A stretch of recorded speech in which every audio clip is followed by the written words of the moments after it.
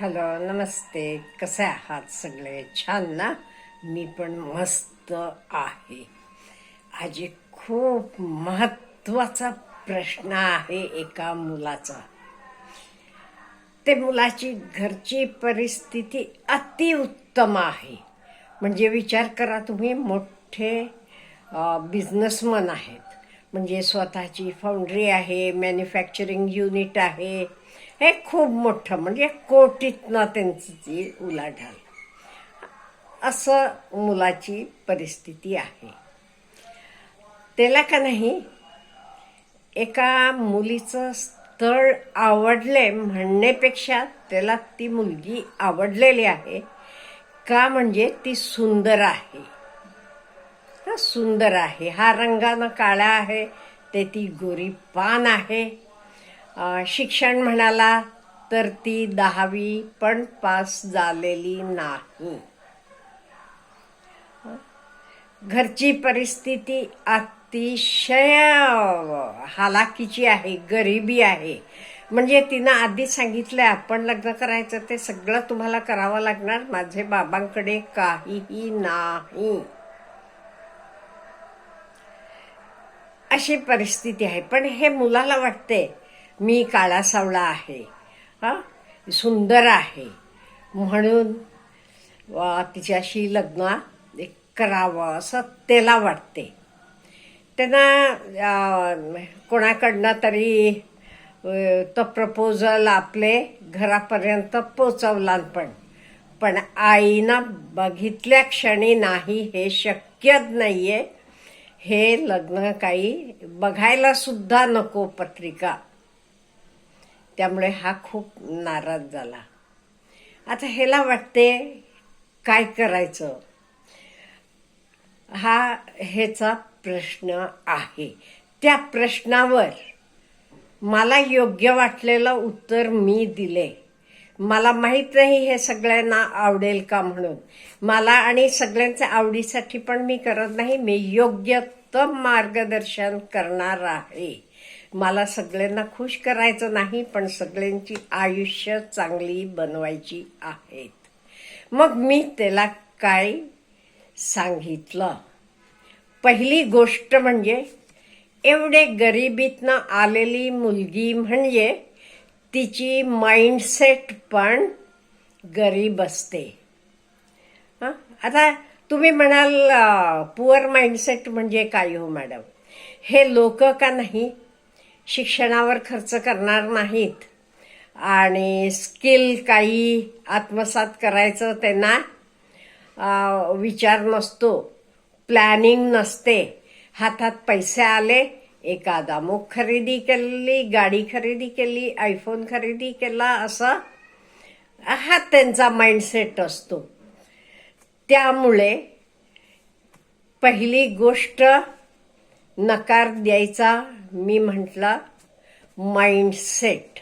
आणि आपण शक्यतो हे अनुभवाचे मोल आहेत बरं का. लग्न करताना आपले बरोबरीचे लोकांशी करावं. पूर्वी म्हणायचे मुलगी आणताना गरिबा घरची आणावी, आपली देताना आपल्यापेक्षा बडे लोकांकडे द्यावी. पण नाही, माझं त्याला होकार नाहीये. आपले बरोबरीचे लोकांशी आपण नातं जोडायला पाहिजे. का? म्हणजे थिंकिंग एक असते. आणि दुसरी गोष्ट म्हणजे उद्या ती मुलगी तुमच्या घरात लग्न होऊन आल्यावर काय होणार? हे अमुक केला नाही, तो मानपान केलाय, आपल्याला हवे असं नव्हे, पण 4 लोकांमध्ये बोलणारे आहेत. आता तुमचे भावंडांना त्यांना चांगली बडी बडी स्थळं आलेली आहेत, ते कसं केलं आणि तुझे बापानं काय केला, असं तिला पण ऐकावं लागणार. त्यामुळे कधी हा विचार करायला पाहिजे, आपण सोयरीक जुळवताना आपले बरोबरीचे पाहिजेत. नाही बाबा, तिला नोकरी आहे, तिचं ती इंडिपेंडेंट आहे का? नाही. तिला कुठल्या एकाच स्किल येते का? नाही. शिक्षण आहे का? नाही. तुम्ही म्हणता फक्त रूप एकदम सुंदर आहे. अहो, रूप किती काळ टिकणार? आयुष्यभर टिकत नसते, हे लक्षात ठेवा. पण गुण, आपला थिंकिंग, माइंडसेट हे आपलं कायम असते. आणि दुसरी गोष्ट म्हणजे ती तुमच्याकडे आल्यावर काय करणार? ती फक्त शॉपिंग, अमुक तमुक हे तर तिचा विचार असणार, दुसरे कशातही तिचा विचार नसणार. आणि हे कशासाठी होते? लहानपणीपासून हे गरिबाघरचे लोक मुलींना कसं वाढवतात हे मी बघितलेलं आहे. कुठलीही गोष्ट अमुक पाहिजे, हां लग्न झाल्यावर तुझा नवरा नेईल. आमच्या ओळखीची एक मुलगी म्हणाली बरं का, मला पण विमानानं जायचं आहे. लगेच तिची आई काय म्हणाली? लग्न झाल्यावर तुझा नवरा घेऊन जाईल, आम्हाला काही शक्य नाही. अमुक करायचं आहे, हां तुझा नवरा घेऊन जाईल. त्यामुळे तिला वाटते सगळ्या माझ्या आशा आकांक्षा हा माझा नवरा पुरवणार. त्यामुळे तिच्याकडे फक्त मागण्या मागण्या मागण्या फक्त असतात, बाकी काहीही नसते. तिचे विचार कधी इन्व्हेस्टमेंटमध्ये काही नवीन सेटअप तुम्ही आणि वाढवायचं असं हे कुठेच नसणार आहे. त्यामुळे नाही, तुमचे घराला ती मुलगी योग्य नाही.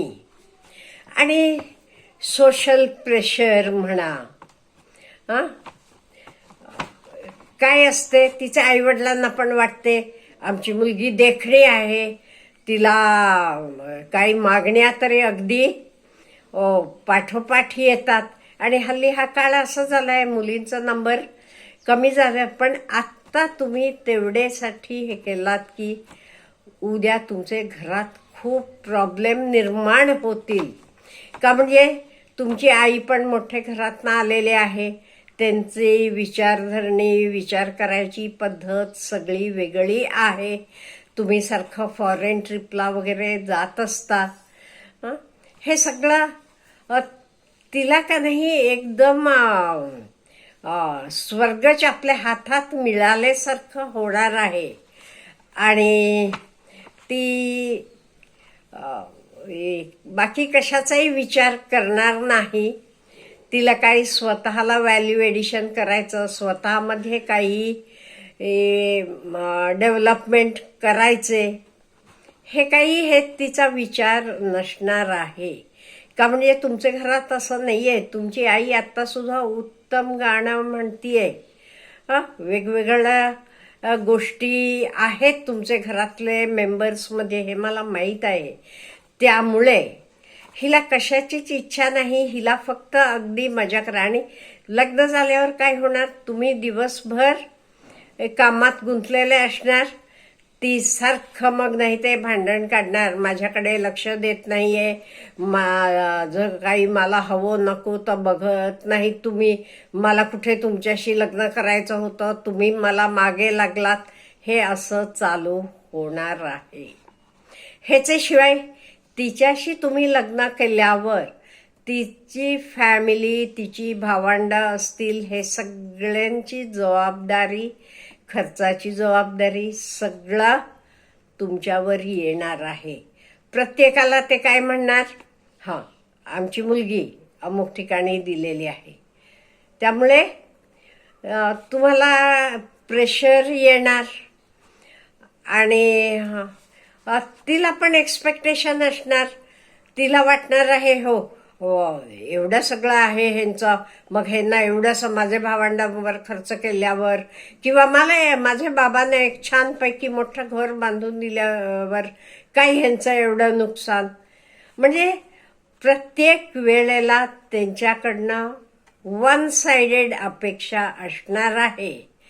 त्यामुळे तुम्हाला वाटते अगदी ती सुंदर आहे म्हणून, पण ही सुंदरता आयुष्यभर टिकत नसते, लक्षात ठेवा.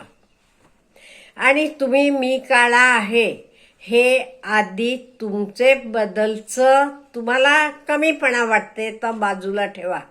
श्रीकृष्ण पण काळा होता, श्रीराम पण काही गोरेपान नव्हते. त्यामुळे रंगानं काही नाहीये. आपलं कर्तव्य जे काही आपण करतो तर खूप महत्त्वाचं. त्यामुळे तुमची आई म्हणतीये तर बरोबर आहे. फक्त सिंपतीपुरतं लग्न करू नका.